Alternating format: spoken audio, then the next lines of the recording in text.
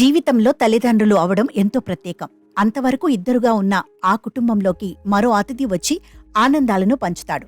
అయితే ఒకే కాన్పులో కవలలు పుట్టడం కంటే గొప్ప ఆనందం ఏముంటుంది?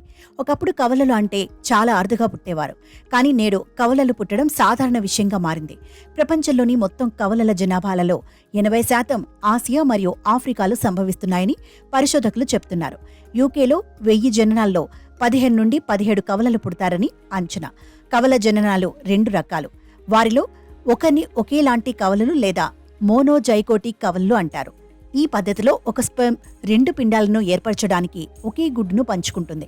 వారిద్దరూ ఒకే ప్లాజెంటా మరియు ఒకే గుడ్డు సంచిని పంచుకుంటారు. ఈ విధంగా వారికి ఆహారం కూడా పంచుకుంటారు. రెండవది సోదర కవలలు లేదా డైజిగోటిక్ కవలలు అని కూడా పిలుస్తారు.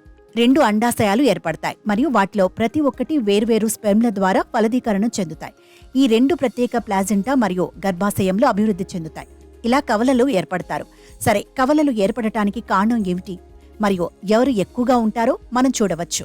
అన్నిటికంటే ముఖ్యంగా కుటుంబ చరిత్ర కూడా కవలలకు ప్రధాన కారణం. మాతృ కుటుంబంలో ఎక్కువ మంది కవలలు ఉంటే వారికి కవలలు పుట్టే అవకాశం ఎక్కువ ఉంటుందట.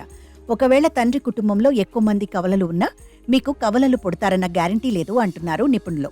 కవలలు పుట్టడానికి జన్యుపరమైన కారణం ముఖ్యమైందట. ఏళ్ల తరబడి గర్భం దాల్చేందుకు ప్రయత్నిస్తే కవలలు పుట్టే అవకాశం ఉంది.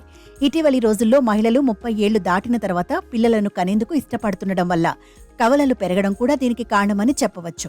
అంటే 35 ఏళ్ల తర్వాత మహిళల్లో ఫోలికల్ స్టిమ్యులేటింగ్ హార్మోన్ స్రావం ఎక్కువగా ఉంటుంది. ఇది పిండాలను ప్రతి చక్రానికి పరిపక్వం చెందడానికి అనుమతిస్తుంది.